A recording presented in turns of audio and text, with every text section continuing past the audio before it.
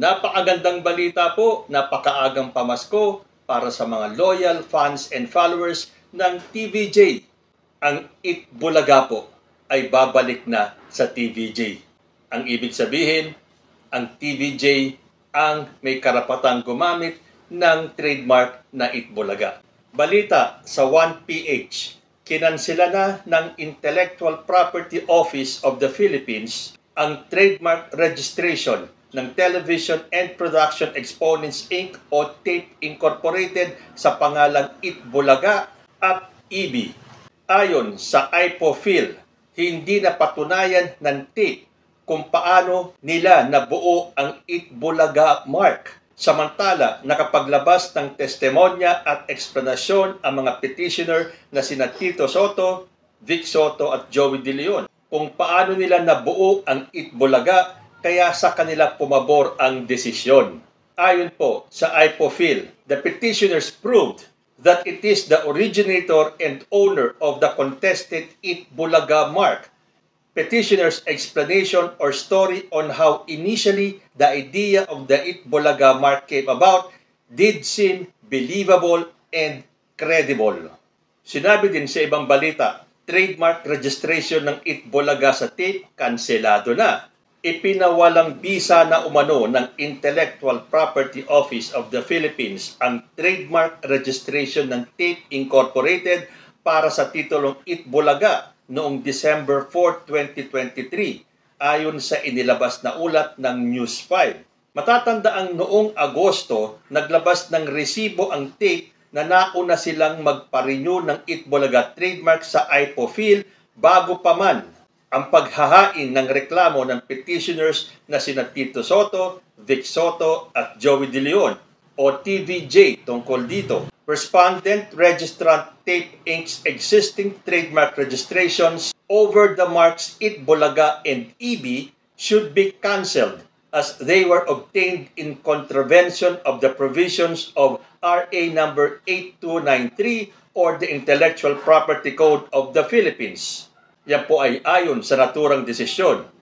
Having sufficiently established how petitioners coined the Itbulaga mark, it is petitioners and not respondent registrant who owns the mark. So doon po sa hindi nakakaalam, yung pong petitioners dito ay sila Tito Sotto, Vic Sotto, Joey De Leon at ang respondent registrant ay ang TAPE Inc.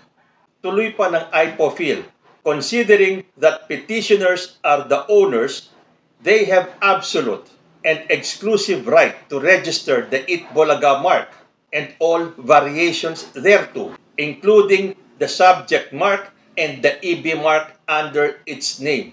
Wherefore, premises considered, the instant petition for cancellation is hereby granted. Kasi naman po, umpisang-umpisa pa lang, alam na po ng taong bayan na ang Itbulaga ay ang TVJ.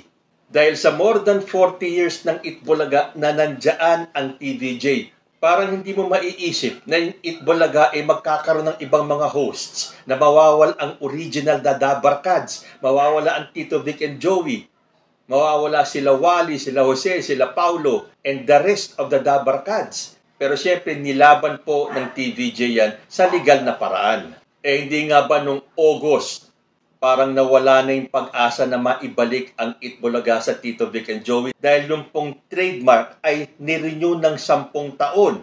Nakalagay nga dito, Itbulaga trademark pag may-ari ng TAPE Inc. Ang sabi noon ng IPOPHIL, ang Television and Production Exponents Inc. pa rin ang nagmay-ari ng titulo at trademark na Itbulaga matapos itong i-renew sa loob ng 10 taon ng Intellectual Property Office of the Philippines. So ang ibig sabihin, supposedly hanggang 2033 pa na nasa TAPE Inc. ang pangalan ng Itbulaga. Bigla pong bumuhos ang ulan. Para saan kaya itong pagbuhos ng ulan? Nagdadalamhati para sa Itbulaga sa GMA7 o ito ay blessing naman sa EAT ng TV5? Dahil noong pang nag-umpisa itong kaso nila, kumpiyansa po sila TVJ na sila ang mananalo dito sa kasong ito. Sabi po ni Tito Sotto, very confident kami. With God's help, the truth will come out. At yan na nga po, lumabas din ang katotohanan, yung truth na hinahabol ng TVJ. So ano na kaya ang mangyayari sa Itbulaga ng GMA7? Alam nyo, ngayon ang Itbulaga ay babalik na sa original owners nito na TVJ. Kahit po magpalit na ng pangalan ang Itbulaga ng GMA7, meron na po silang fan base. Meron na po silang sarili nilang audience. May mga loyal na rin po sa kanila. Sabi nila, sila ang tahanang pinakamasaya, di gawin nilang title yun, tahanang pinakamasaya, or gawin nilang G sa Gedli. Kung ano man yun, hindi na po mawawala yung kanilang mga viewers. Dahil aminin man natin o hindi, maganda rin po ang ginagawa nitong Itbulaga sa GMA7. Marami po silang napapasaya. Kung papansinin nyo, hindi nga sila matalo ng It's Showtime At may mga times na natatalo ng Itbulaga ang TVJ. Pero ngayon babalik na ang Itbulaga sa original owners ito. Siguradong mas tataas pa ang viewership ng Itbulaga o ng original na Dabarkads. At dito naman sa Itbulaga, nagmarka na po kayo. Hindi na po mawawala ang mga viewers ninyo. Marami na po ang nanonood ng Itbulaga or kung ano man ang magiging title niyan.